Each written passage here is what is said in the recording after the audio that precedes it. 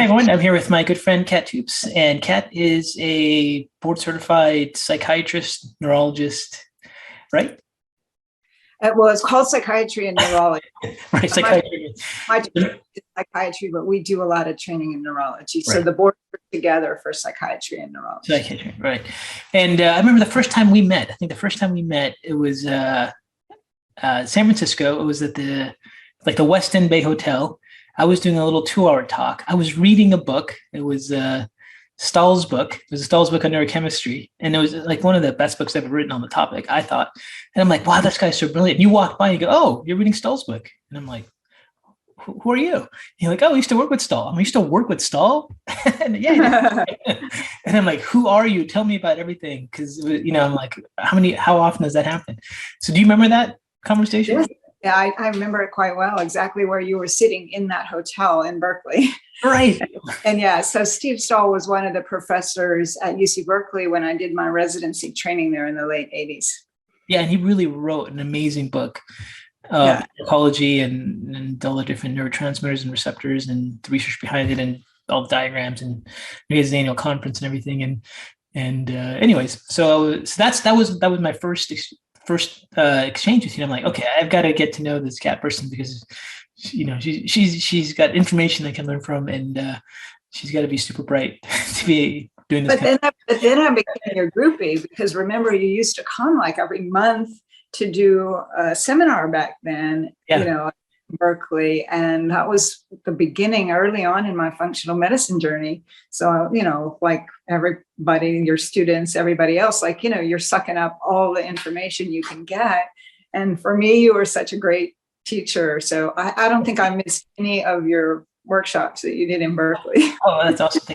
When you teach also, you're always hoping for the people you want to get information from and learn from to show up too. So I was trying to catch you every time you came to and have a little discussions with you, and they were always learning. And I actually learned more teaching on the road with speaking to participants than I ever did by myself. So I always catch up because everyone's got their own areas of expertise and wisdom.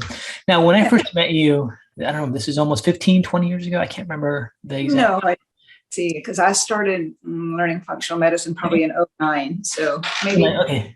10 years ago, maybe. Maybe 10, 12. Okay. I don't know. We're getting old. We know when you're on the road, it all blends into one. You forget. It's like, I can see why people drink on the road as singers because it gets tiring just to be on the airports and everything. It was sight. But anyways, I remember. So when you were first coming to some of the functional medicine workshops, you were just new, right? So how did you go from your field as a psychiatrist to research and then to functional medicine? So tell us about the journey. Yeah. So, my journey goes further back and, all kinds of circles, but I was a professor at UC Davis and running their inpatient residency training, inpatient psychiatry. And for various reasons, I decided academics was not where I wanted to be. I thought I wanted to be there all of my life growing up, and I got there, and it wasn't what I expected. Quite different than in the field that you and I have found ourselves, but people were not collegial. They didn't support each other at all. And of course, I love collegiality. I learned from everybody. So I left academics, and a friend of mine from our geropsych days, I used to be boarded in geropsychiatry, so I've always often worked with older people and dementias and the like. He had become the medical director at one of the pharmaceutical companies, and he said, well, Kat, I know you're going to miss research. Do you want to do this drug study? So I said, sure, yeah, I'll do that. So that was my first drug study. And it was for schizophrenia, and I needed to get 10 patients and keep them in the study for 4 months or 6 months. And I just, figured out how to do it. And I did it all on my own back then with no study coordinators, and kind of got the research bug. And suddenly I had 2 more studies and I had to quit my job and get help. And it evolved into a research clinic. So for about 12 years, I ran a clinical trials research center doing pharmaceutical trials. I've done more than 100 of them. And with each new drug mechanism of action, I would get excited. Like, okay, here's a new mechanism of action. This is going to help my patients with depression or with dementia, or, and I mean, the drugs definitely can give some symptom relief, but I started to kind of see the futility, like they weren't helping people to get well. And most of us that go into medicine, we don't want to just manage people's illness. I mean, at least I hope not. We want to get people well. And so I kind of finally realized, like, just giving somebody a pill, like, that's not the whole answer. And then what happened was my own, sickness healing journey. I was doing Alzheimer's trials. I've done over 20 long-term Alzheimer's trials. And I had become really sick with immune issues, but I really didn't know much about the immune system back then. I just knew I was allergic to everything. I was covered with rashes and hives. I had major fatigue, and all that inflammation started eating up my brain. And, in retrospect, after I stopped working and took 3 years to recover, I realized, oh my God, what I had dementia here. But I was testing my dementia patients and giving them the mini mental status exam. And I think most of your students may know about the mini mental status exam. It's like now we use the MOCA for mild cognitive impairment, but back then we used mini mental, and you give people 3 words to remember, and then you come back to it a few minutes later. Well, I couldn't remember the words. And that was my biggest moment of truth. Like, oh my God, you're as bad as these patients. I was having to write down the words that I asked them. And I had used those words for, 20 years. So, I had 2 sets that I alternated with. Pretty much, I mean, I don't even want to go into the long story of all the symptoms I had with the dementia, but that's certainly what it was. I think on one of my YouTube lectures, I discussed that at a talk I did at Age Management for Medicine group. But I realized that, I went to rheumatologists, endocrinologists, nobody had any answers for me. They'd say, well, you have immune disorder, but it's not in the textbooks yet. And then I went to a food as medicine conference, and that really opened my eyes. I thought that I ate healthy. I thought, okay, I'm, pretty good with this stuff, but no, that completely blew my mind. Really, Mark Hyman was teaching, Patrick Hanaway and Liz Lipsky were all teaching there, and they were talking about the Institute for Functional Medicine. I'm like, okay, let me Google that and see what that is. And their next module coming up was allergy and immune. So I said, oh my Lord, I need to go to that. So, I went to that conference, and that was the start of my functional medicine learning journey. At the beginning, I had a sieve for a brain. I mean, I could no longer use a computer. I couldn't drive. I couldn't back up or parallel park anymore. I developed auditory processing. I couldn't decode what was being said. So I really was, it was really swimming upstream trying to learn functional medicine when it's already difficult enough, and I couldn't remember anything.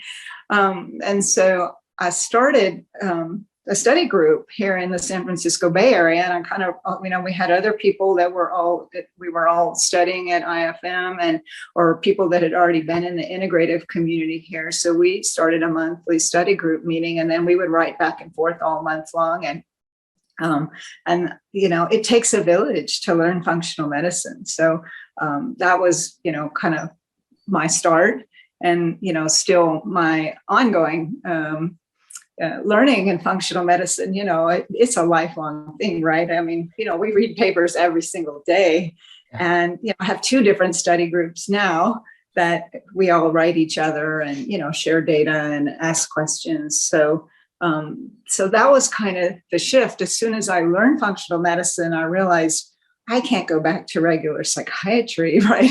Like, that's just giving people pills to manage their ills. And now I have this toolkit of how do you get people better. So it was about a 3-year journey for me of getting well enough to go back to work. And so I said, okay, I'm going to, reinvent the wheel here, and I'm going to have a functional medicine practice.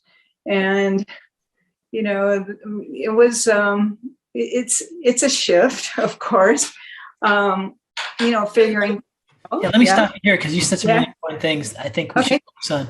Well, first of all, I got to tell you, I remember when you were on your journey, and we'd sit times either sit before or after the class of teaching when I was doing those workshops, Yeah. and you would have like your patients in a data set format. You're like, oh, I'm just monitoring everyone's homocysteine levels, and I'm like a true researcher. Do you remember that? You probably still do that, but I remember, okay, how many clinicians do I know that are monitoring their patients' biomarkers and then thinking about looking for trends? And I was like, I remember I was so impressed by that, and I'm like, okay, this is awesome. Well, and now so many biomarkers that I have to monitor and manage, working with cognitive decline, that it's, you need to have some, informatics structure set up because there is so much to monitor. One of the most important things I think people should really take away from your journey is how we sometimes forget to pay attention to our own brains, and it really is our entire career. And I remember when I was teaching all over the country and going to different locations, I go to the same like Texas twice a year or whatever, and I'd make friends. When I see those friends, I would see them degenerate because I would only see them sporadically, and I would go, "Oh no!" Right.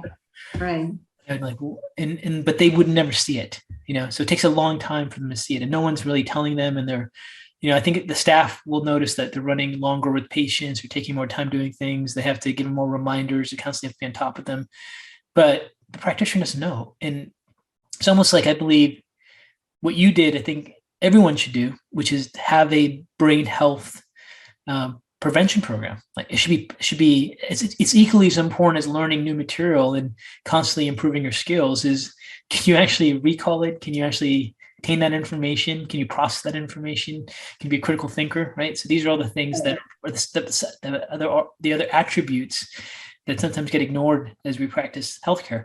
So you got scared. You were doing the Montreal Cognitive Assessment Form. You saw you couldn't do the recall, and you're like, okay, this is bad. You jumped into functional medicine. So really, the first functional medicine patient you had for yourself was you, right? Absolutely right. And that's what I always heard in my learning. You start with yourself, then you move on to your family. Right. And there was a survey, the Institute of Functional Medicine, that years ago they asked people why did they get into functional medicine, and their one answer is either they got sick or their family member got sick. Right. And then we're trying to figure out how do I, use evidence-based, because I'm not going to do weird stuff. And how do I look at what's published and how do I implement that? And then, oh my gosh, there's all this information on diet, nutrition, lifestyle applications that may have an impact. So when you were first exposed to that, so now you're in a situation where, listen, all practitioners at some point in their career are going to be exactly what you are, is what they notice an impact in cognitive decline. Yours is significant and like an immediate red flag for you. But as a hardcore researcher in the field of psychiatry, and you start to look at what's available with diet, nutrition, and lifestyle medicine, what was your thought, and how did that impact your, I guess, your experience practicing conventional medicine and then having to make? I know you had to do it; you had to make that shift. But were you in shock of how much research and information was out there? Or what was your experience? Oh, certainly in shock at the amount of information to learn. And then particularly for me, I was a psychiatrist. And, in psychiatry, we were taught to focus on the brain. And the brain was disconnected from the body, right? Like, it was like, just focus on the brain. Well, boy, was that wrong. And so, so much of the journey is unlearning, what you've learned in traditional allopathic medicine like that, right? And of course, I learned a way for me to heal my brain was to heal my body, to deal with all the things I was reacting to and the toxins and the infections and the lack of hormones and et cetera, et cetera. So that was, the first big shift. And I have an interesting story that the second, must have been the second or third module that came up at IFM for me to go to. And back then this was, before we had the practitioner track. I think it evolved probably somewhat just around the time I started studying there, not too long afterwards. But the next module that came up was cardiovascular. And I said to my good friend and study buddy, Mirto Ash, Mirto, I don't think I'm going to go to cardiovascular. Like, that's too far out of my field as a psychiatrist. And it was so prophetic. Mirto, she looked at me, she kind of frowned. She goes, Kat, you're not a psychiatrist anymore. You're a functional medicine doctor. So I said, okay, Mirto, I'm going. Well, Mark Houston taught that module back then. And of course, that blew me out of the water. And, I use cardiovascular every single day on every single patient, right? So, and of course, I can't help the brain unless I know those factors, right? So, I think, the biggest thing is just even, I guess, having that childlike wonder, like you need to know everything. You need to know everything about everything. And, to keep shifting, to keep expanding, what you learn to connect everything together, the whole interconnectedness of the body and the brain and the immune system and the mental health, it's all connected. Right. So when you were going through your own experience, it's still an experiment for you. You're still, you're hearing things, but you have to have the real life personal experience. Was there something you initially did where you noticed a huge difference in your cognitive function that really started to get you even more excited about helping other people? Was it maybe, for example, finding foods you're sensitive to, or supporting leaky gut, or being on hormones, or what did you notice? Yeah. Well, for me personally, I literally had to work through every single module that I learned, and each new module I learned, after I, went to the immune, then I went to GI, right? And I think that's where we should all start in functional, right? The gut, the root of the immune system, what we eat, you have to start there. So, work through those issues. And so, I think for cardiovascular, my personal takeaway was my cholesterol was in the 130s. And, I always ate low fat. And I thought, okay, I grew up and, learned about eating in the 60s, 70s, and 80s, and it was eat low fat, right? That's what we were taught. And so I thought, oh, great, I eat low fat. My cholesterol's great. I'm not going to get heart disease. Well, guess what? I got dementia instead of heart disease. Which one would you take, So for me, it was definitely working through each module. But then once I was able to start back in practice, I look back fondly on those initial patients because I used to get easy patients, like just suicidal depression and things like that, before all of the Lyme and the mold and, the really sick SEERS patients. So, and I just, some of my patients, it didn't take much. I remember a patient that came to me and she did have suicidal depression and she was sitting in a chair and crying all day. And, so between visit 1 and 2, we discussed the diet. Let's take you off of gluten and dairy, the inflammatory foods here, and just put you on some basic nutrients like fish oil and B complex and vitamin D. And let me run some testing, blah, blah, blah. So she comes back in, 4 to 6 weeks later, and she was all better. Like everything was good. And, so I used to have some easy patients like that, but, and that patient was such a great story too, because she got better and I didn't see her for a while. And then she came back in January and she said, my depression's back and I'm crying. But she knew the answer already. She said, but, I cheated on my diet during the holidays and I ate a bunch of gluten and it's, kind of set her back with the inflammation. And I said, well, it's good. You know what to do now. Right. And, she's been I haven't seen her in a long time. I think I see her sometimes on Facebook. She follows my Facebook page, but yeah, so, one thing that I learned in the beginning that I think is helpful for people newer in functional medicine, Mark Hyman wrote a really nice paper called The Right Order of Things. And you can just Google Mark Hyman, The Right Order of Things, and it should come up. And what he taught us back then is, just start, learn something and incorporate that in your practice. And then learn the next thing and then incorporate, and so you don't have to be a fully formed already know all of functional medicine to utilize functional medicine. And so, I look back at, I have some patients, that come back to me years later or people that have followed me and I can see the evolution of like, oh gosh, I have a Parkinson's patient that when she first came to me some years ago, I didn't test all her infections, because I didn't know about the role really of infections in the brain beyond the basic, syphilis and hepatitis and things like that, so definitely it's a path, but I think people say, oh, I'm not ready to have a functional practice yet because I haven't studied everything. Right. And I'll say, like, you're already so far ahead. You already have such an expanded toolkit because you've done one or two, modules or trainings, or, like, just start incorporating what you know. Right. And I think, what you said here, a lot of other people have also voiced, which is just start, like, just jump in, because like it's one big circle and you got to start somewhere, pulling on the web, whatever you can start doing it. And I think, as an educator, you gone from starting functional medicine to being one of the experts, especially in cognitive and psychiatric application of functional medicine in a very short period of time. That was because you immediately learned something and it implemented into your practice, and then you develop that clinical experience and that clinical skill, and those on to the next, and just layers over layers over layers. And I hear the same thing, like, I don't feel I'm ready yet. I'll feel ready when I take more modules, right? And it's like, no, like, that's not how it works. Right. The saying is, you got to just get in the ring and start boxing, or you got to get in start fighting. You can't just wait till you feel like you're good enough. Like, you need to get punched in the face. You need to have cases fail on you. You need to figure out you need to have some success like you had to really see the impacts of these things. And so thank you for sharing that. But that's a really important point. I think that really is key. Little interventions give you huge changes, right?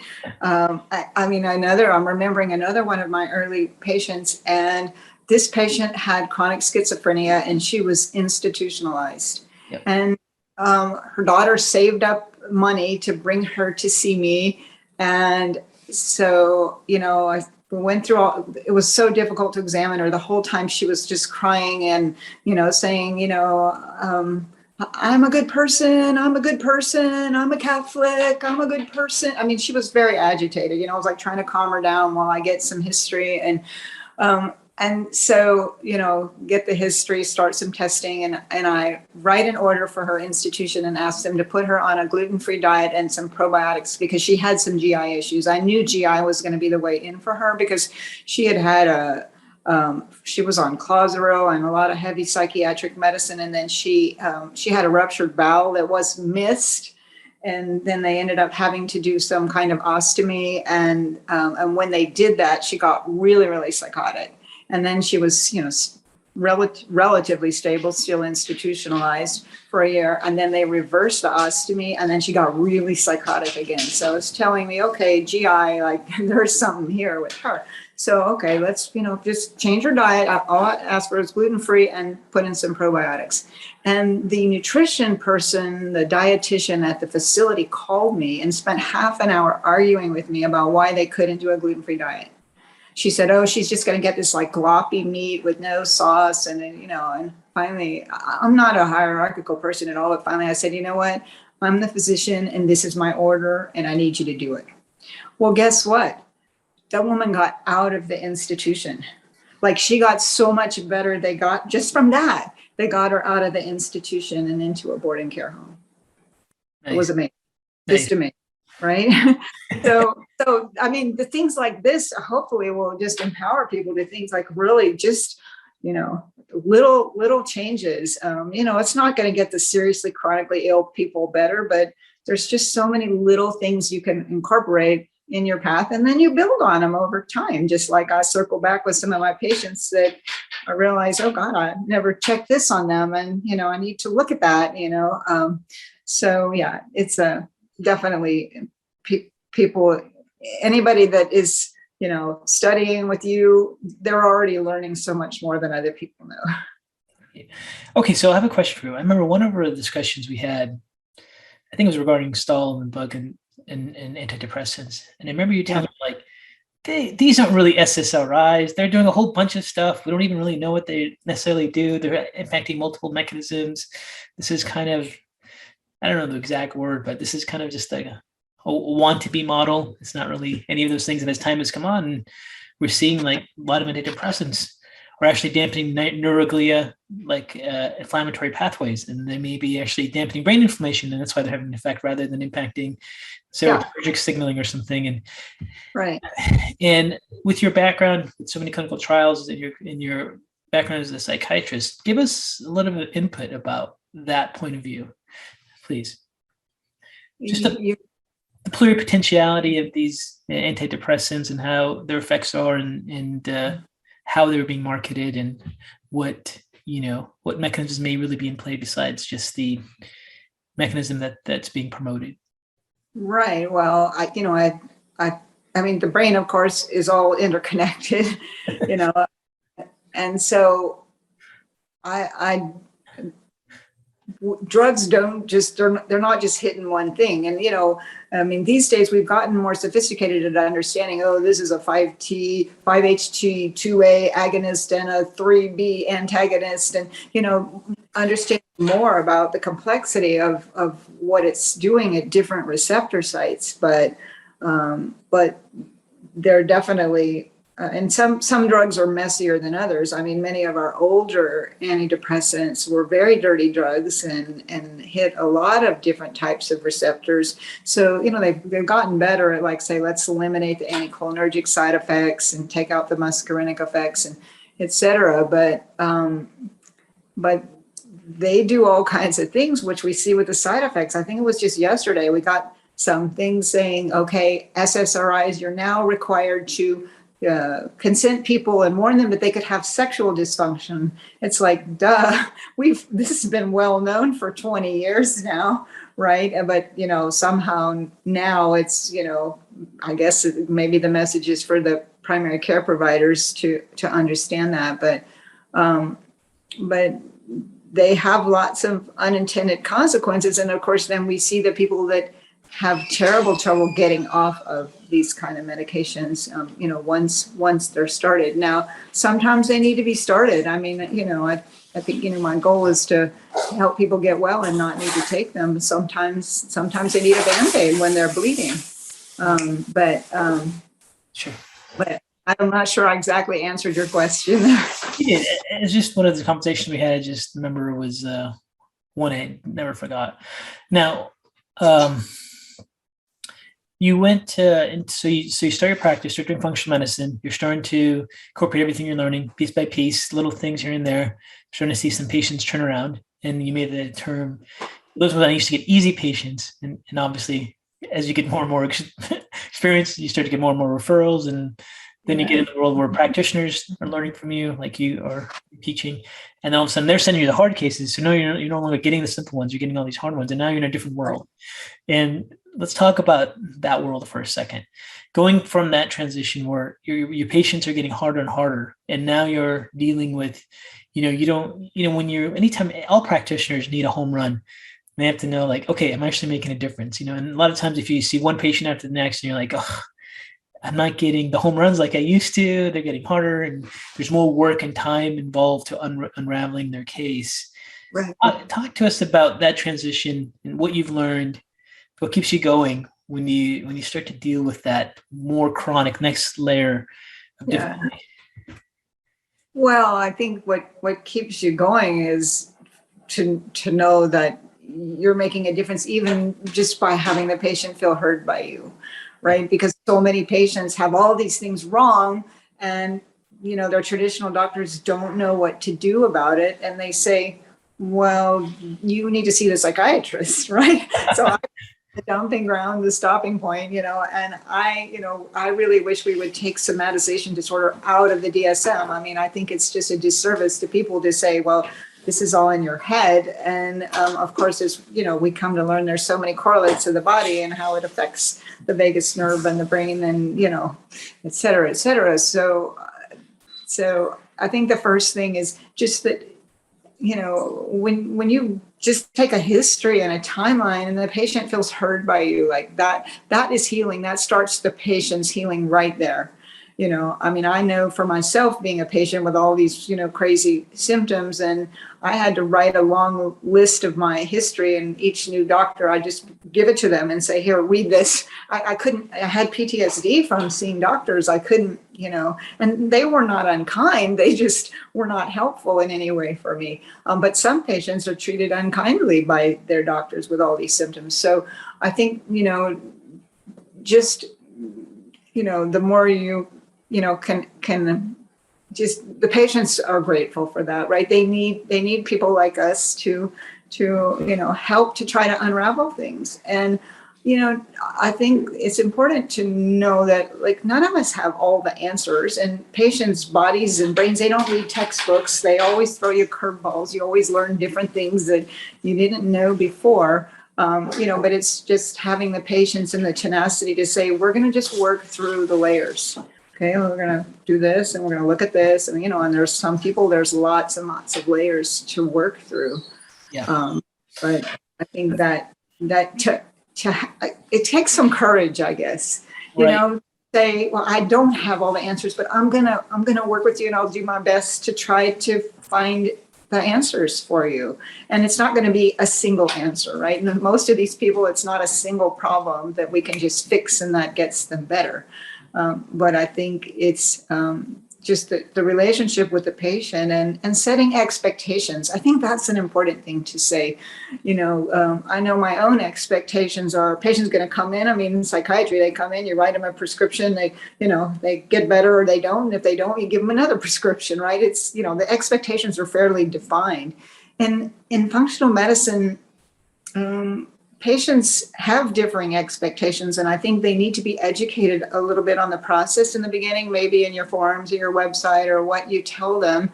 Because I remember one patient coming in and we, had a long session and she was having problems where she was having like rage and meltdown attacks. And I tend to do like multiple hour visits. I'm not known for short visits, but we had a long visit and I offered her some snacks. I always keep healthy snacks to give people in my office, and she didn't want any.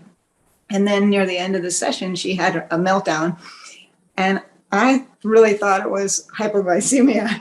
And I said, please humor me. Just would you eat this or drink this or whatever I had to give her, right? And she did, and she calmed down. And it was pretty much my answer of what was wrong with her. But her rage was she was going into, like, we were, finished with our session and I had given her some basic things to do. And she's like, but I thought I'd have a treatment plan and that would be it. And I said, well, you do have a treatment plan for our initial assessment. Here's your treatment plan, but she was having a meltdown thinking that I was just going to have a talk with her, have the answer and give her her cure, which actually I kind of saw the cure for that part of things, but that's very unusual, right? Usually it's not. So I think, for patients to understand that if you've been sick for a while, you're not going to be well in 2 months.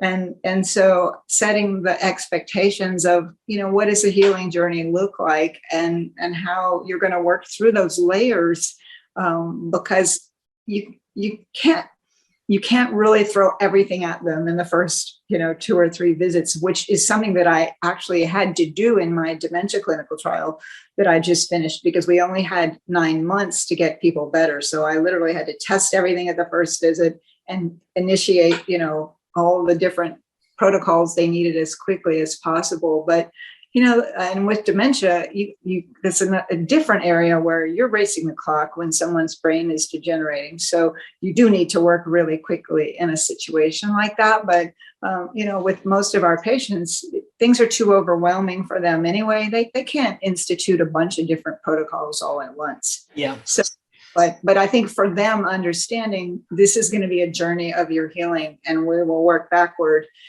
to get you back to the point where you were well. Yeah. Let me highlight some really important things you said for everyone. First of all, the fact that the patient is telling their history and they're working with someone that's going to work to figure out and work through their case with them is very healing. And I think people, it's a good reminder that you said that, and everyone should know that. And then secondly, for me, and it sounds like for you, like I always go, what am I doing? Like I'll remember reading a patient's case report review and going through it, and I had that patient that morning, and I'm going, I have no idea what to do. And it's like intimidating. Why am I even wasting their time and my time? Yeah. And then you throw yourself in there, and then all of a sudden you figure it out. Like you work through it, right? You don't always figure it out, but you work through the process, and that's when you really grow. And that's when you always see, despite whatever self-confidence you have, despite how many years of experience and whatever you do, there's always some level of intimidation as cases get more and more complex. And that's normal. And the key thing is to just put yourself in that environment and then do the best you can to kind of find some pieces and some clues, and then help work some of the mechanisms out through it. So I think that's really important, especially when you get to the level where you're seeing like really chronic patients where it's like a multivariate model and they're all impacting each other, and you're trying to figure out how to pull on this web to have the greatest impact, but then also they can't overwhelm themselves. And then you have someone who's got cognitive decline, say, for example, and what's their capacity to multitask and how many things can they do? That's another issue that comes up. But just healing is really starting with you deciding to, I am going to try, and then you listen to them, and then you focus on it. And so that's already like a step ahead. Now, when it comes to cognitive decline, which I like to talk about your trial a bit here, but just from the clinical model itself, there is a point where I know when I'm working with patients with cognitive decline, I'm going, oh no, it's getting to the point where it's going to be really hard. When you see someone catch it early and like mild cognitive impairment, you're like, okay, fantastic. There's a lot of potential here. When you start getting to the point where they're saying, hey, my mom has been diagnosed with Alzheimer's and they're already there, and I'm going to have to drive her down, and you're going to have to tell me what to do. And I'm going to have to check out on her and do something. That's a whole different ballgame. Because the more progressed you get, the harder it is to unwind. Right. So what are you doing? Because I love to hear this. When you see someone in that scenario where they really are no longer mild cognitive impairment, they're in dementia, and they're clearly in most likely Alzheimer's. We don't know if that, let's say it's not vascular. Let's say just assuming it's Alzheimer's. Dementia. It's dementia. Just dementia. There's so many other things. And their activities of daily living have really been impacted to the point where they themselves cannot follow diet and recommendations and follow through. Right. What do you do? How do you feel? How do you deal with that, as a practitioner? Well, even with mild cognitive impairment, sometimes it's difficult for a person, depending on how the MCI has affected, which cognitive process is affected, to, do some of the things we need them to do. So in the study, a requirement to be in our dementia clinical trial, let me just say, we did a dementia clinical trial. I worked on this with Dale Bredesen and two other investigators, Anne Hathaway and Deborah Gordon. And we had 25 patients with MCI or early dementia. And it was a 9-month trial, open label, functional medicine approach. So we did the same testing and brain scans with everyone. And then we had the latitude to do whatever kind of treatment modalities came up that we needed with those patients. And in our study, 84% of our patients got better, which is unheard of, right? And I did, as I said, 20 or more Alzheimer's trials. And the benchmark in traditional Alzheimer's research is if you don't decline as fast as somebody without the medication, that's a success. So it's a slower decline. But in our case, people got better. We even have radiology data that their brains were getting better. So in that study, we required that they had a study partner. It was usually the spouse, though sometimes it was difficult. I know one of my patients, they turned out to be living in a moldy home, and the spouse was having some cognitive impairment as well. So she was somewhat better than the identified patient, but my health coach was, kind of pulling out his hair months into it. They still weren't really grasping the diet because neither of them were fully with it. So it really does take someone to help them. And there's a huge and important role for health coaches and nutrition consultants. And even we had an exercise coach in our study. And I had never, specifically sent people unless they were really deconditioned to an exercise coach. But I have to say that made a huge difference. And several of my study patients still work with our exercise coach. I had patients in my study, one had qualified for the Boston Marathon, and one was doing 50-mile bike races. So those two patients were athletes, and yet they still really benefited from working with the coach on different things, the exercise coach. But, being able to do this study where we had sort of the state-of-the-art help, like the health coach in the first, 4 to 6 weeks, literally went to the patient's house once a week and, helped them and looked in their cupboards. And, it was such a such an eye opener to be able to have my health coach go to their house and tell me things, right? Like, oh, there's all this scented candles and, or there's mold in this house. But having a really high level of support in the beginning, to me, was a huge driver of our success. And I think all three of the investigators, we all came away with the notion that we all, refer and use health coaches and nutrition people, but we definitely came away with the notion that with cognitive decline, it's imperative. They need professionals like that helping them to implement. Right. So a couple of things with that. So from your clinical experience, before you did this trial, you knew you had to make inclusion and exclusion criteria to the point where things you saw that didn't work in your practice. So one of the things you saw that didn't work is that they didn't have someone to support them, right? Right. But let's take it back to the practitioner doing functional medicine. They're in their private practice and they don't have health coaches to send out to the people's homes. They don't have those resources.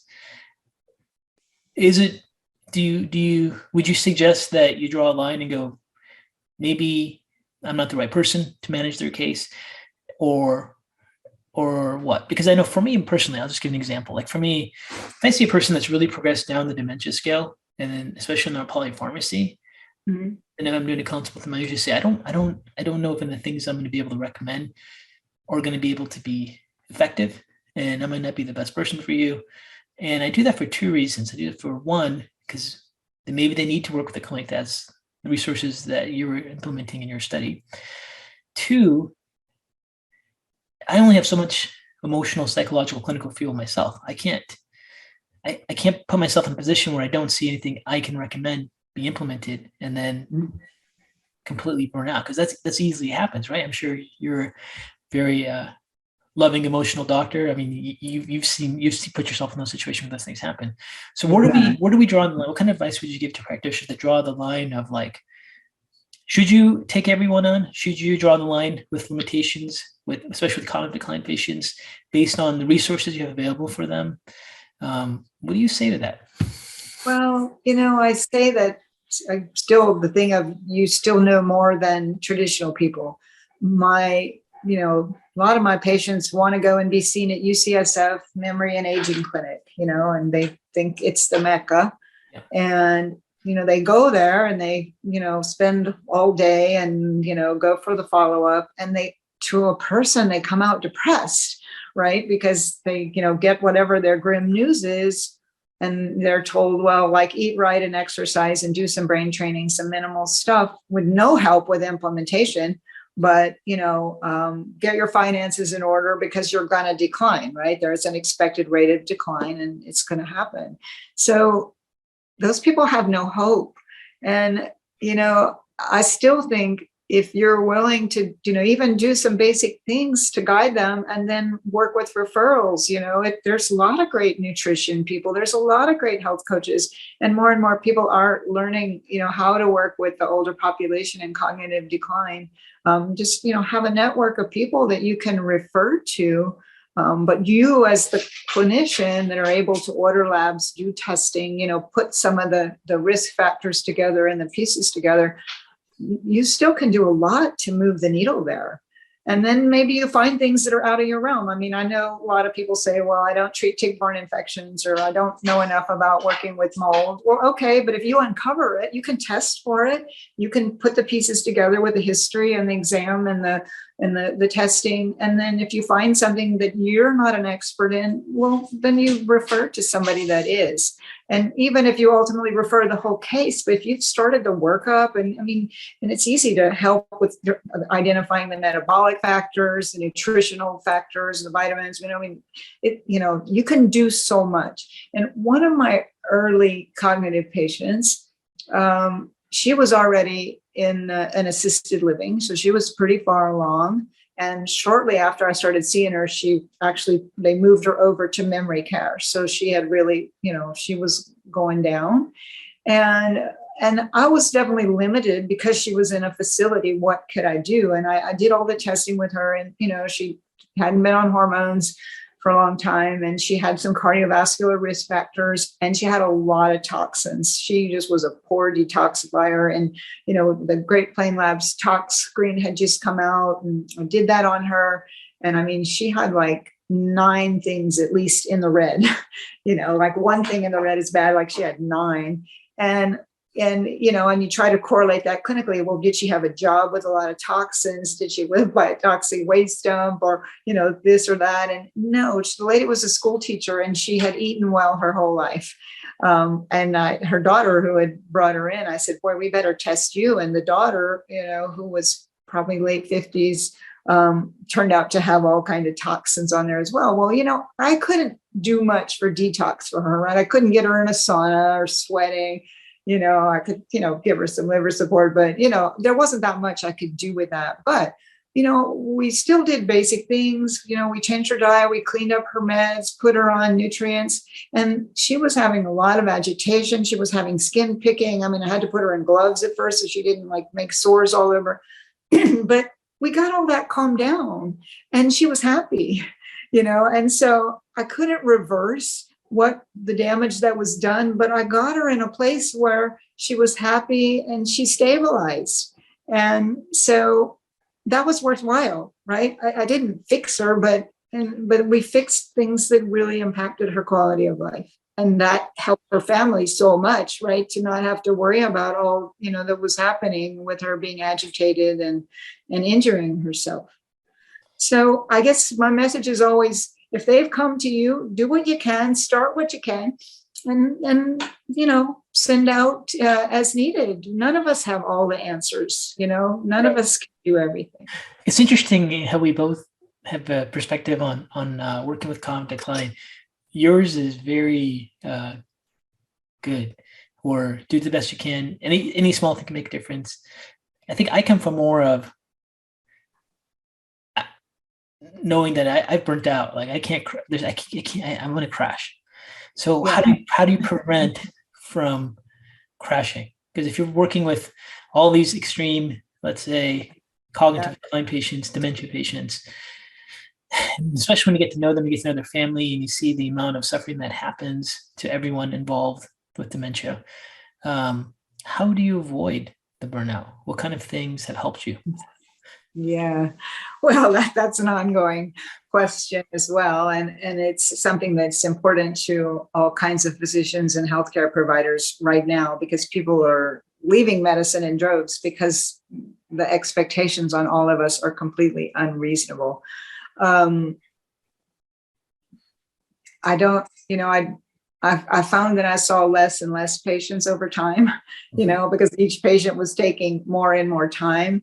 And I personally don't have the answers of how do you incorporate that financially, because I'm really dreadful about charging people. You do a 3 or 4 hour appointment, like it takes that sometimes with these cognitive patients to sort through things, and it's not a good business model.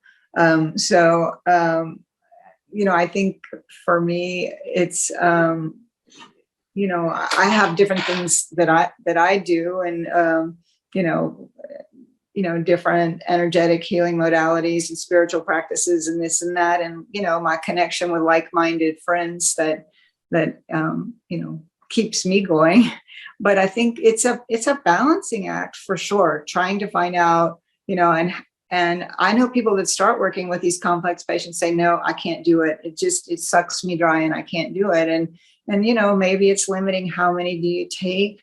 If you're at your quota, because we all know this in psychiatry, like if you have too many, patients with, say, borderline personality disorder that have a lot of crises and they're super high acuity and high need, you can only have so many people like that in your practice, right? You can't fill up your whole practice. So, if you're in your own practice, you decide, is this patient a good fit for me or not? And, I know a lot of people will have either a complimentary or a low cost get to know somebody to decide, is this the right thing for the patient and the provider? For myself, early on, I instituted a questionnaire on my website and, and asked people symptoms and also trying to discern their readiness to change. Like, are they willing to change their diet? Are they willing to, make some hard, lifestyle choices. And is there anybody in your family that's suspicious of functional medicine, right? It's hard if especially now with all the, let's report everything to the medical board that's happening. You don't want to take someone on if all their family thinks that functional medicine is crazy, right? I mean, there's flags. So it's sorry, my dog is getting restless here. Trying to what was I saying?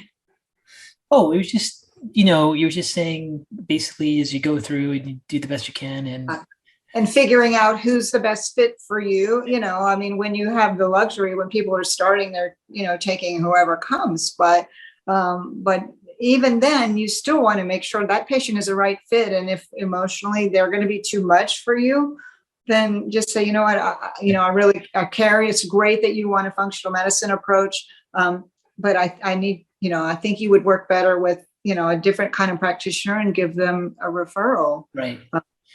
Yeah, I think that's what I was trying to, I guess, get at too. So that's a good point that you've made. Like you have to know, each person, each practitioner has to know their own limits. And they have to know how many of a certain type of patient they can handle. And then, and then create an environment that's healthy for you. I mean, it's not going to be easy, but it's not going to be debilitating for you and emotionally, depressing, and you can end up with wanting to quit practice and do it. So you have to have like a balance of so many patients. But there's a couple of things you said there that's also important. First of all, you said you're screening for a patient that is willing to do the work, meaning that the kind of care we provide in functional medicine, we need an active compliant. It's not a passive model for the patient. So we gotta make sure they're active. And then another key thing you said that's really important is you're looking for red flags. Like, when you have family members of a patient and they're really doubtful and skeptical, it is a red flag and it can be a problem. So I know for common thing that happens, I think to all of us, we have a patient come in and let's say it's the wife, mother of the family, and then the husband's not there and pretty doubtful. And and one of the questions I always ask, even in my intake forms, is how does your family support your care in our office? Right. I want to know. Right. And so this, well, my spouse doesn't believe in, for me, they'll say like Eastern medicine or weird medicine or whatever, like they call it. Yeah. And I go, okay, well, tell you what, I go, when we do the report of findings and go over your labs and make sure your spouse is on the phone. And when your spouse has questions, just have them communicate with me directly. I will get back to them because it's going to be very hard for you to explain everything to them. So what I've typically seen also is like, you connect with the patient, you put together a treatment program, right? And it makes sense for them. Maybe it's stabilizing their hypoglycemia, right? Maybe it's taking some methyl donors. Maybe it's getting a little bit of physical activity in and they have to change their schedule at home to do that. Right. Those things, right? Then their spouse is like, well, why is she telling you to do that? And like, well, I think it's something with my blood sugar. That sounds pretty crazy to me. This is all crazy. And that's different than when you get on the phone and go, listen, let me explain to you why stabilizing blood sugar is really important for the brain. And then you kind of connect with the person themselves. Then they're on board, and then everything's easier for the patient. And I'm not getting on board really for the spouse. I'm getting on the board. So the patient has the environment. Right. Do you do that? Yes. Well, I want the spouse or anybody that's going to be involved, if possible, to be there in the discussions, or at least the second visit when you give them all the findings. And I've had some of my cognitive patients in my private cognitive patients that said, can we record this? I'm like, sure, yeah, record it. Because then they can go back and listen. Oh boy, I want to remember what she said, because I'm giving them a lot of education. And then the other thing is, of course, I write everything down in their note. So in my patient portal, whatever my recommendations are in the plan, I really spend a lot of time making sure that each thing is explained, that they kind of know why they're doing this and what each thing is for. But they still don't, they forget it. So, and I think that is another role that especially with a complex patient or any cognitive decline, if you have a health coach involved, then the health coach can help to translate in between the appointments the questions for the patient, and it's less expensive for the patient to contract with a health coach to ask all their questions and help with their implementation. And even the cognitive patients, they can't even figure out how to get all their testing done, no matter how many handouts I make on how you do this and how you do that. in the study, my health coach was making sure that they were getting it done in a timely manner. Sometimes I'll see people for 6 months and they haven't finished their basic testing yet because they just haven't been able to get it all done. So, I mean, to me, that comes back to a good health coach is golden, and they can just be so helpful with the implementation because the teams I see with you, for you, it's like black and white. Either they do this or they don't, they get well or they don't. And, and it's really that whole spectrum in between. You're like, if you can't get them fully well, then it's too much, right? No. But not exactly, but you want to fix things, that's a very male perspective, and it's right, maybe, and of course I want to fix things too, but it's just the whole process is, I guess it's fluid and definitely involving other people in that process is important. And, on the corollary, the converse to that is sometimes I'll have a dementia patient where the spouse desperately wants them to do the program. Yeah. And the identified patient is like, no, I'm not changing I don't know. I'm not, and there's no way. I mean, I've stood on my head and tried all kind of ways. And, finally I'll just say to the spouse, listen, I know how much you want them to do this, but it's creating all kind of marital strife here because, they're always mad at you trying to implement things. And I think we just have to honor this person's decision that they're just willing to let their decline happen. And that's the toughest of all for me is, when the patient doesn't want to get better. So just to add into something you said, I'm not black or white, but what I'm trying to do, to be quite honest, is I'm trying to protect myself. Right. I have burnt out and I've gotten to the point where I don't want to practice. So I know like for certain things, I do have to set a line. So for example, if I'm working with a child that has a child developmental disorder, right? Let's say they have pandas, let's say they have. Right. The same thing. I don't have both parents are not on board and they're not involved. Like, yeah. I know the case is going to fail. So if I have a divorced parent and they're going to oppose everything this first parent does, and then when they're with them, they're going to give them gluten and dairy and do all that. Like, I just won't take on the case. Now, that's just me. And part of that is maybe if I take on the case, I can do some things, at least get some level of help to some degree. But I think, again, each practitioner has to look at what they can emotionally, psychologically handle. And it's like I have 10 other people that can't get in that I know I can make a difference for. Right. And one I know I despite the most intensive workup and effort I put into it, it's sabotaged. I just, so I guess I'm right. I can't. Yeah. So it's not just like black or white or a male thing. It's just a matter of not wanting to get burned out, and then also triaging patients like seeking your help, and you're going, well, what environment things can work. I totally hear that and understand it and respect it, and we all have these issues.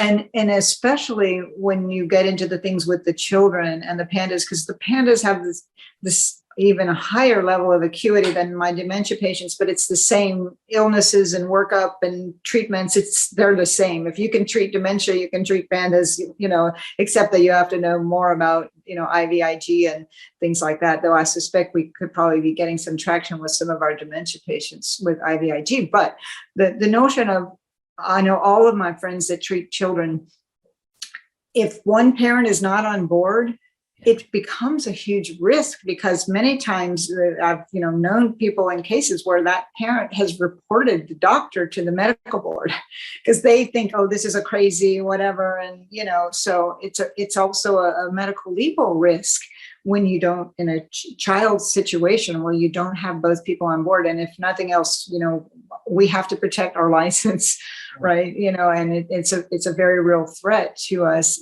if that happens.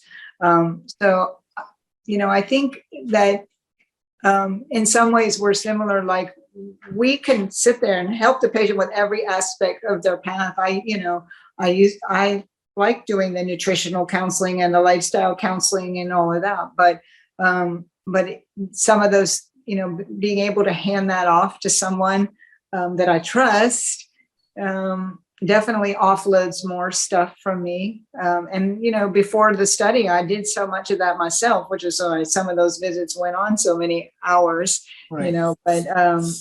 so I do think, having the multidisciplinary team to support us.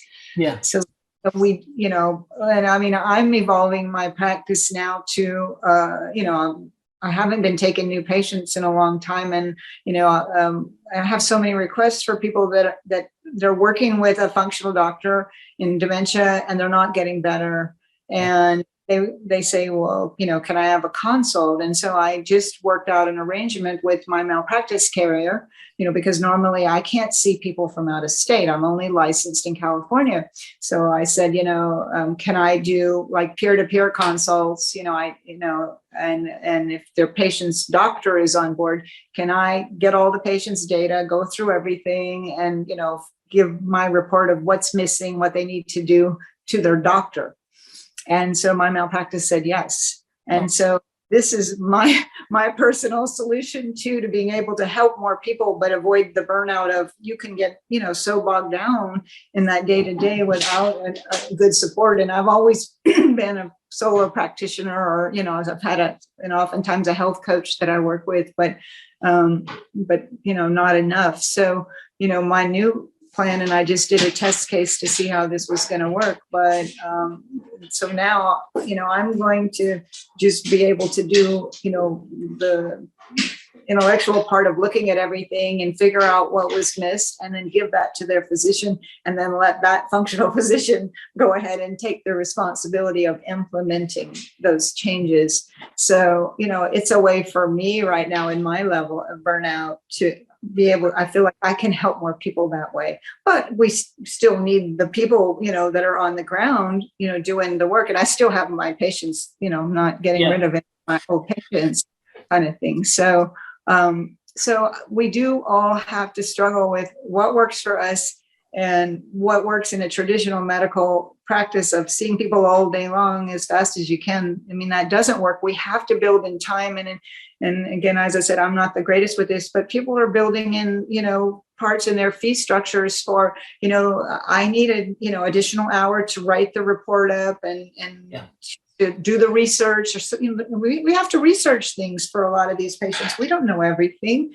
And, but, it's like how definitely finding some ways to build into a package fee or a monthly fee, or, in addition to, it's not just that I'm seeing you for 90 minutes, but this is going to take me another 2 hours to put everything together in a way that's going to be meaningful for you. So I think all those things need to come into the equation. And fortunately now, our level of collegiality in functional medicine, people are sharing. This is how I structure my fees, and this is how I do my, packages, and this and that, and getting that information from all of your colleagues and figuring out what works for you. Because it's not just fee for service what we're doing. It's not like an hourly thing. We're doing so much outside of the appointment.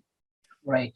And I think you mentioned this in a couple of your comments so far, is really having a community, a support group. Like you said, you have your community of people that you go over research with, you go over cases with, and then you have a community where you go over fee structures.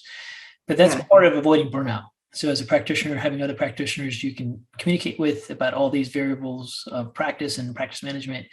But when you're like feeling something's not working, like I'm not happy going into my practice anymore, and I feel totally burnt out.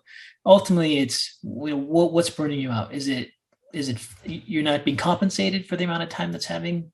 So maybe that's something area you need to focus on, or do you need to bring another? Do you need to build a team to really get some of these patients in the model you are to working out? But that initial feeling of like, oh, I don't want to, I don't want to do this, or this is difficult, or this is really, I in a sense burning you out. To then start really going, okay, where's my community, and how do I start asking questions, and how do I start figuring this out? And I think everyone over time has changed their practice more than once, right? The format, the structure, the fee service, how they do it. Right. So and that's really evolving for everyone. And so I think not to be afraid to keep reinventing the wheel, changing things, and diversify. If you can find, kind of the buzzwords now are like have multiple streams of revenue, right? Have some other ways other, not only other ways of revenue, but other ways for your head or your mental health, that you're not just doing super complicated patients on your own, because it is a hard thing for those of us that, I wish I had a beautiful, team all organized in my office, but I was so burnt out from, running my research business and having employees and, not having the bandwidth with my own sickness, that I'm like, I'm just going to do this on my own. Yeah. But you definitely need that bigger support group. And, we now, a lot of us have different, Facebook groups that we can ask questions, but I really encourage people to make a smaller personal group of people they know. And in my second iteration of my functional medicine study group, the group that I have now, and even in the first one, we all shared our own medical histories. Like, okay, I have this, I need help with this.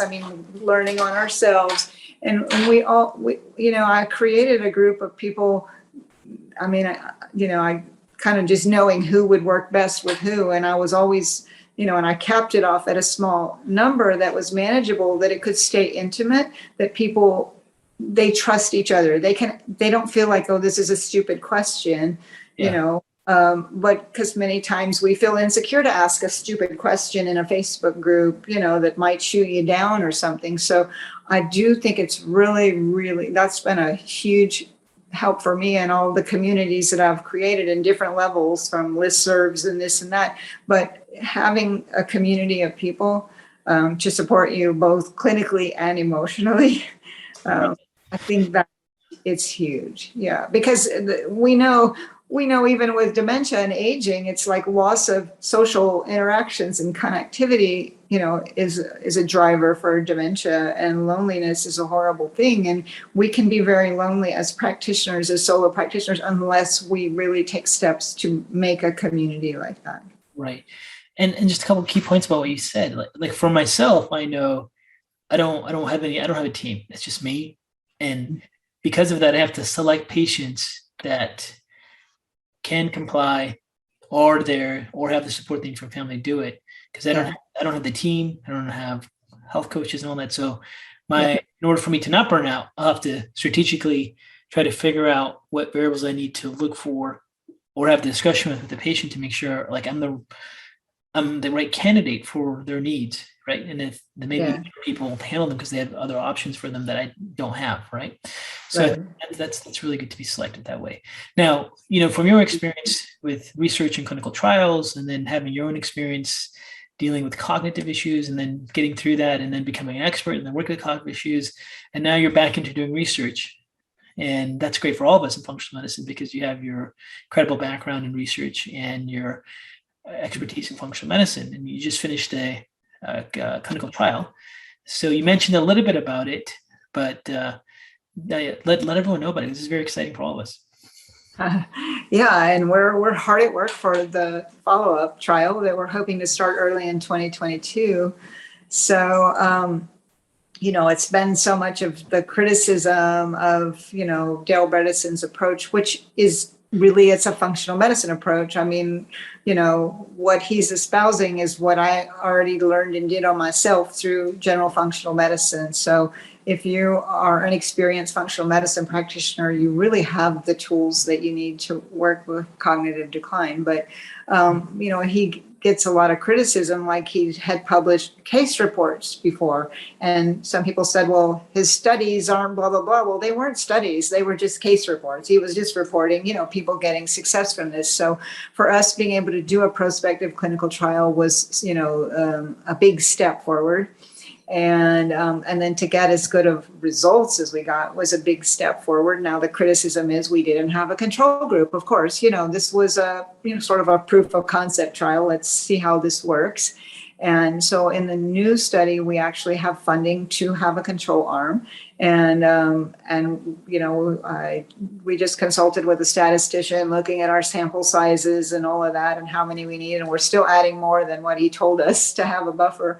But we're going to have 2/3 of the patients will be randomized to active treatment, and 1/3 will be randomized to standard of care neurology. And I basically got some verbiage. One of the patients I just consulted on had been seen at Columbia and at Mayo. with traditional neurology. So I got the information, like, what are they telling them to do? And really they just say, like, eat a good diet and exercise and get sleep and, test your sleep apnea and stimulate your brain. And they don't give any handouts even on how to do any of those things. So our standard of care people will be getting the testing at the beginning and the end, but we won't be giving them that testing.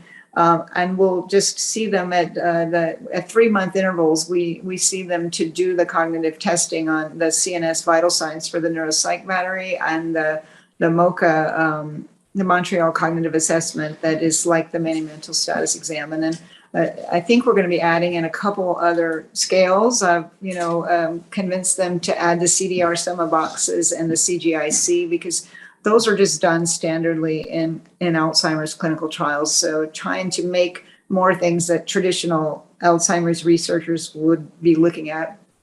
And then at the end of our trial, the people that were in the standard of care arm are going to be offered treatment. And we still don't have everything settled yet in our budget. But we're planning to offer them at least 3 months of active treatment, meaning all the supplements, the health coaches, the advice that we would be giving people on the different protocols. And if we can afford it from our budget, we're going to offer them 6 months of treatment. That would be even better, and then we can capture data on those. So it's exciting that it's going to be a randomized trial. And we've incorporated, we keep learning. So, now we've incorporated things like I told Dale, now I'm testing like cone beam CAT scan x-rays of the mouth for all my patients, looking at their root canals and their sinuses and this and that. So we've put that in the study. I said, I think all our patients need to have their hearing tested and their vision tested within a certain period of time. Okay, so we put that in the study. So we're adding, we're learning constantly what factors are important. Right. And it's just like the world of research. When you look at a typical clinical trial, it's like 1 or 2 primary endpoints, one variable that they're enrolling. When you do a functional medicine approach, you have multivariables, and every patient's going to have an individualized approach. So trying to take an individualized personal approach that is not generalizable to the whole population and develop this in a study, it's not easy. And then it opens up, holes, because people aren't used to seeing a multivariate, non-generalizable model of treatment for a condition. They're so used to wanting to see a single intervention that's generalizable to the whole population. You just done one thing. And this is why I think there's always going to be an uphill battle. Cognitive decline, dementia, many of the chronic diseases we all see in functional medicine, when it comes to satisfying the standard, which is a very linear, generalizable model, right? Well, but here's the thing, and looking around to where we want to publish it. So we do. It is available on a preprint bioarchives or medRxives. If you just the title of it is instead of functional medicine, Dale called it a precision medicine approach. If you just Google my last name, Toops, and then put precision medicine, that study will come up. You can find it easily. So that's our preprint. But we're submitting to the Journal of Alzheimer's Disease, which is one of the top Alzheimer's journals. And that is an interesting journal. When I looked at what kind of papers they were accepting, they are incorporating lots of diet, lifestyle, some of the different interventions that we use in our approach. And Dale spoke to the editor and sent the paper, and he said, I'd like to publish this paper. He said, I think this is really, groundbreaking information. And he said, I have come to the conclusion that we need a multimodal approach for Alzheimer's. So that was really exciting for me to have a major editor journal say that, because it's still the concern that somehow this approach is threatening to some of the traditional neurologists. And it's just so hard to understand why would this be a threat, right? I mean, we still need them. We need neurology. We need to come at this from all different angles. So anyway, I'm excited about the second trial. I think it's going to be close to 74 patients, I think is what we decided, and we'll have 6 or 7 different investigators involved in the trial. And we found a fantastic, experienced study manager that is really, I think, going to take us where we need to be as far as inter-rater reliability and contracting with people so that we can capture all these different variables. There's so much data mining that could be done in the study. I mean, we got people off of statins, we got them off of blood pressure medicine, we reversed their diabetes, their waistlines shrunk, like, their exercise stamina improved, one of mine got rid of his walker. It's just like there's so much great information. And, I think if we can capture some of that better in our tracking in the second study, we'll have lots more, data to give to people about this. Great. So I always ask one last question to everyone that I've interviewed. So question is, we're going to kind of tailor it to the topics we talked about, but we basically have two groups in our Crosby Institute community: those that are new and then those that are advanced, right? Mm-hmm. So what I want is if you can give us your advice on two things for both groups. Number one, what kind of advice would you give about supporting your own brain health? And number two, what kind of advice would you give for people to avoid burnout when they're working with chronic patients, for those that are new and for those that are experienced? Or is it the same for both? I mean, it could be the same. Yeah, I got the two groups, and the burnout is, coming through loud and clear. And let's do the first one. The first question would be, this is probably for both groups, it applies to both, doesn't really matter if they're experienced or not. Where does the emphasis come into doing things to support your own brain health and keeping your brain healthy as a practitioner? The importance of that. What kind of advice would you give to practitioners? Because you're an educator now. You're teaching lots of people functional medicine, and you can see people that probably even colleagues and friends over the years that have started to go downhill, and that's what's really impacting their practice and their ability to help their patients and then their own lives, right? And even with your own study groups, right? You're all discussing what yourselves are going through.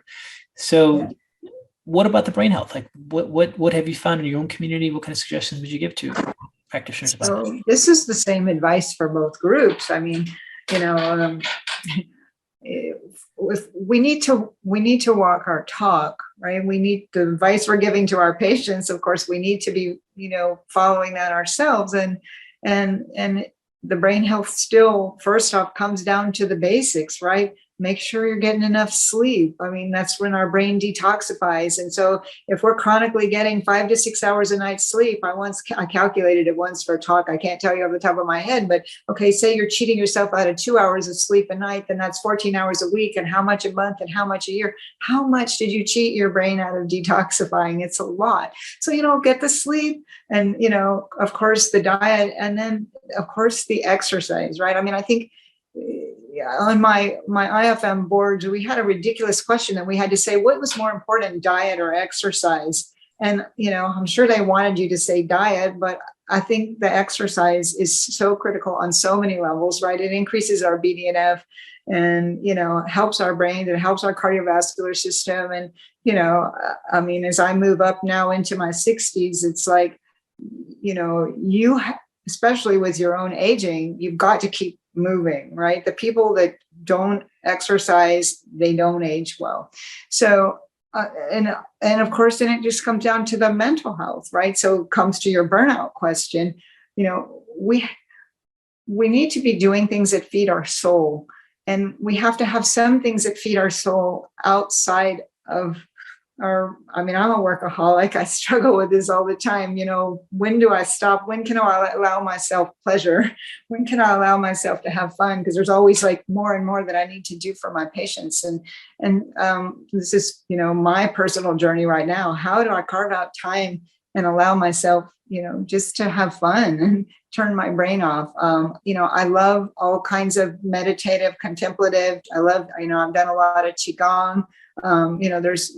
I teach people, like, you need to do some kind of mindfulness practice every day. And it doesn't have to be meditation, right? For some people, that's just too much. They can't do it. It turns them off.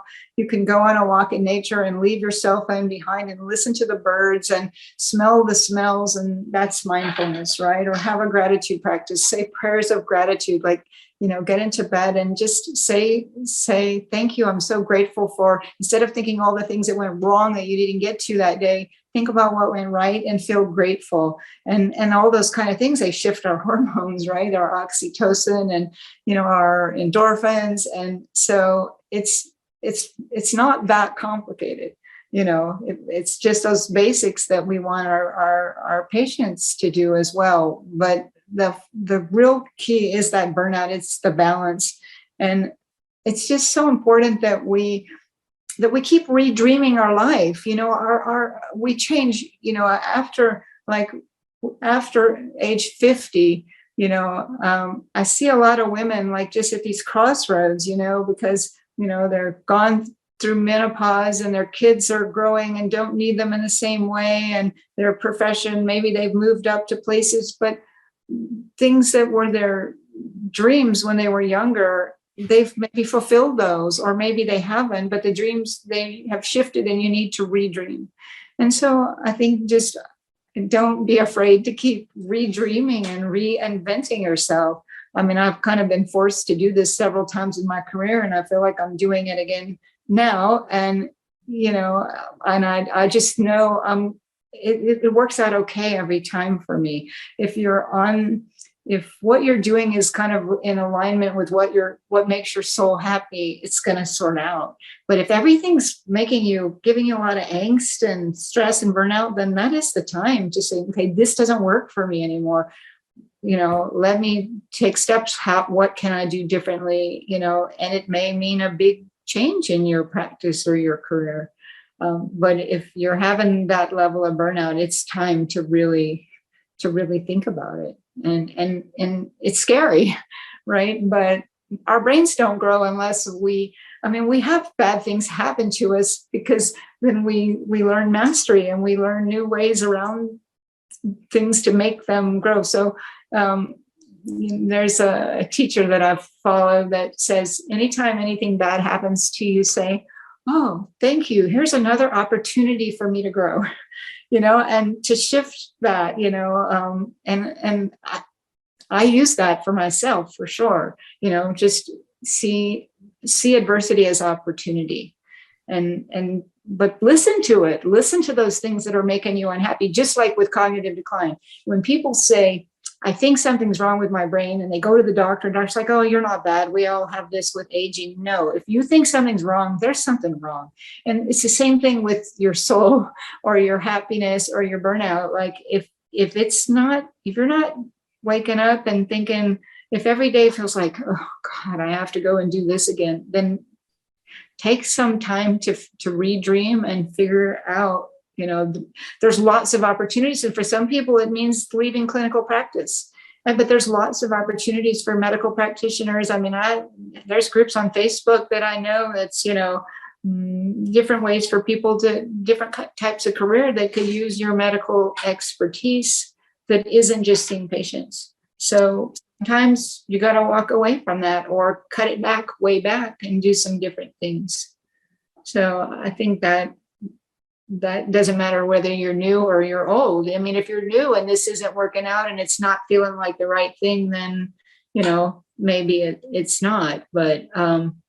But I do think there's some differences, definitely for all of us. The longer we do this, we get harder and harder patients, and people are getting sicker and sicker. I mean, they're sicker than they were 10 years ago. The world is more toxic, and it's certainly more stressful. And so I think first off, just acknowledging, like, I'm burnt out, I'm not happy. Get that outside of yourself, like put it in the light of day. Talk to people about it, because you're going to find your colleagues are feeling the same thing and being able to express that. I mean, I see people with very successful practices that are very well respected. One of my friends from my first functional medicine group, and she's, put it out there. And, one of our Facebook groups, she's like, I'm so burnt out. I just, my practice is great. I make a lot of money. I'm helping a lot of people, and I'm so burnt out. I don't want to keep doing it. So, we have to pull people back before they get to that point, because we don't want to lose her as a practitioner. She's so good at what she does. Right. Wow. That was a lot of good advice. So that's a good place then, with such good words of wisdom. And thank you again so much, Kat, for spending your time with us and giving us some insights into everything. Thank you. Thank you for having me. I hope it helps. I'm on the same path and journey, and it's not like some people are here and some people are here. No, we're just all people. We're all connected. We're on a spectrum together. So, I think for me, the best message I can leave is we do have a beautiful community of people, and definitely find them for yourself and reach out and connect. And to me, that's been the best way. I could have never learned functional medicine or helped myself without all of my support groups that I have.